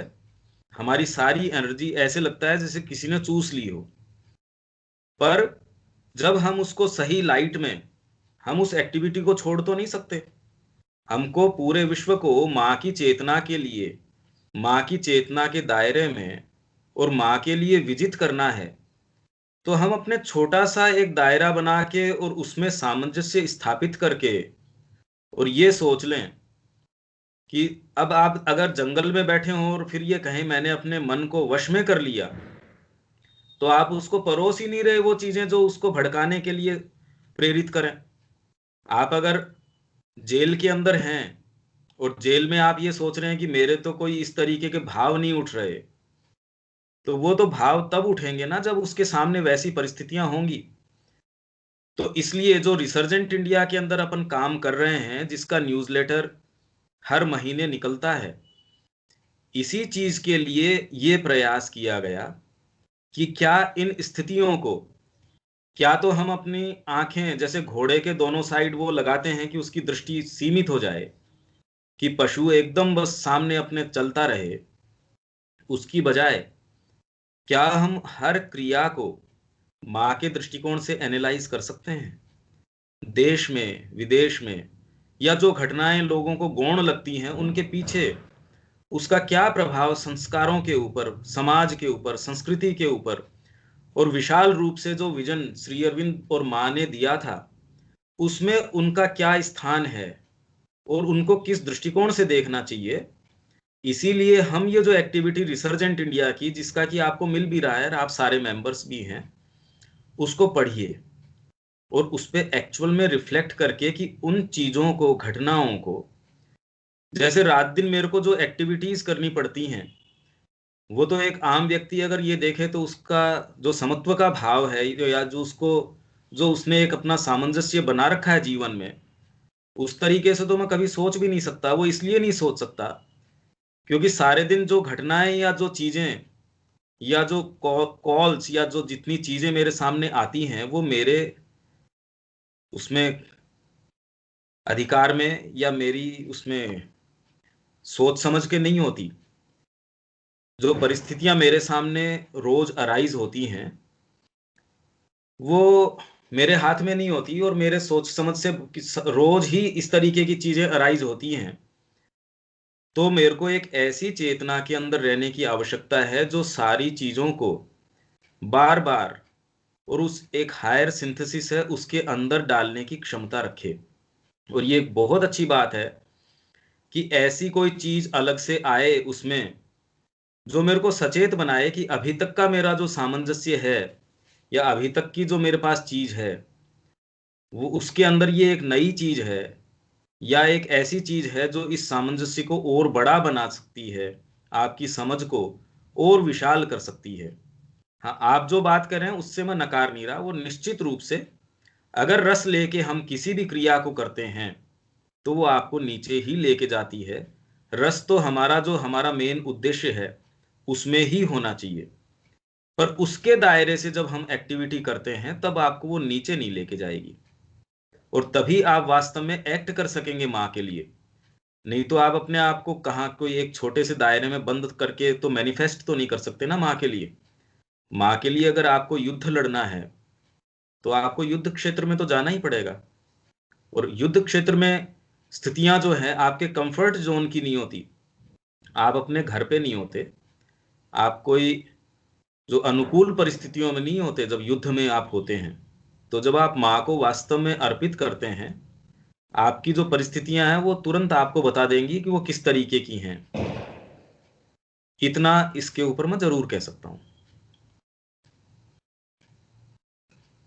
और कोई बात है इसमें? हाँ भैया ठीक है, बहुत बहुत प्रकाश मिला। एक तो अपना जो मैगजीन है वो जरूर आप लोग पढ़ा कीजिए। थोड़ी मुश्किल है क्योंकि अब प्रयास अपन ने शुरू किया है। सबकी ये एस्पिरेशन थी कि पढ़ना और ये चीजें तो एक अलग बात है, पर वास्तव में दुनिया में जो चीजें घट रही हैं या जो भी चीजें हो रही हैं, जैसे शिक्षा में हमने एक प्रयास किया है यहाँ पे कि एक तो सामान्य शिक्षा है पर माँ की शिक्षा के लिए प्रयास करना चाहिए। वैसे ही श्री अरविंद ने जो उस समय काम किया था, या माँ की चेतना में हमको अगर ये काम करना है तो हमको एक ऐसा विकल्प भी देना चाहिए राजनीतिक क्षेत्र में, आर्थिक क्षेत्र में, या आपके जो न्याय के क्षेत्र में, शिक्षा के क्षेत्र में कम से कम एक माँ के दृष्टिकोण से वाणी जानी चाहिए। तो वो प्रयास हमने एक उस एस्पिरेशन के आधार पे यहाँ शुरू किया। तो क्योंकि आप उसी परिवार का एक अंग हैं, तो कम से कम उसको, चाहे वो कैसी भी थोड़ी सी मुश्किल भाषा है, क्योंकि ये तो जो सरल भाषा जिसको हम कहते हैं, ये तो विचार जिस तरीके के हैं वैसे हैं, उसके लिए हमको अपने को तैयार करना होगा। पर हर बार उस बारे में आप लोग कम से कम प्रयास कीजिए कि उसको पढ़ पाएं, और जितने भी लोग आपके संपर्क में हैं उनको भी थोड़ा परस्यू कीजिए। और जो हम चर्चा कर रहे हैं वो भी अगर कर पाओ तो उसमें औरों को अपन शामिल करें जिनमें थोड़ी बहुत भी एस्पिरेशन नजर आती है। नई भी आती है तो एटलीस्ट कम से कम मानसिक दायरा तो उसका थोड़ा तो खुलेगा। तो ऐसे मेरे को नहीं लगता कि एक आध 2-3 जने भी आपके संपर्क में नहीं होंगे जिनके साथ आप ये चीजें शेयर कर सकते हो, तो ये एटलीस्ट प्रैक्टिकल आप प्रयास कर सकते हैं। तो इसके साथ यहीं अपन रोक दें इसको।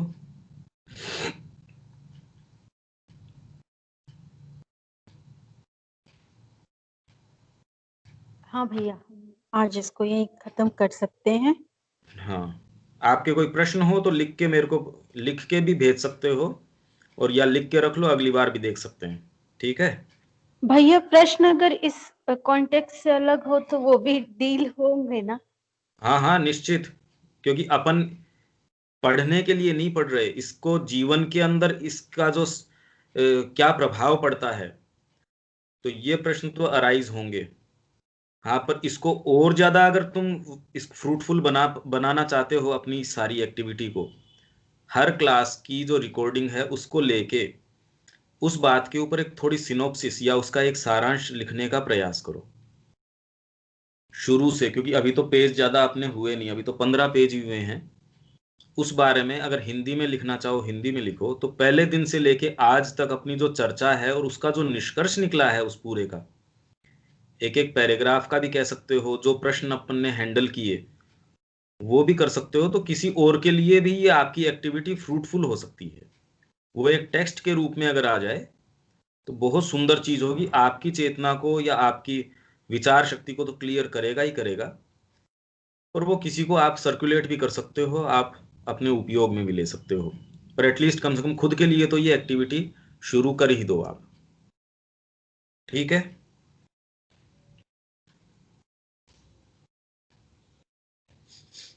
हाँ भैया। ओके, जय श्री माँ भैया।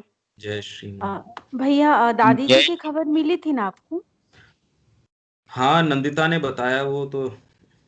यहाँ हाँ भी कई लोग ऐसे मेरे संपर्क में हैं जो अब धीरे धीरे, ये तो चीजें चलती रहती, यही तो मैं कह रहा हूँ कि यहाँ आश्रम में भी हमारे पास जो वास्तव में प्रैक्टिकल लाइफ में या जो रोज व्यवस्था के अंदर जो लोग हैं हम लोग, उनके सामने भी इतनी सारी चीजें अराइज होती हैं जो हमारी सोच समझ के बाहर की होती हैं, या जो हमारे हाथ में नहीं होती, पर उससे डील तो करना ही होता है ना, क्योंकि एक छोटा परिवार है उसमें जब अराइज होती हैं तो पूरी एक संस्था में तो रोज बहुत सारी चीजें अराइज होती हैं।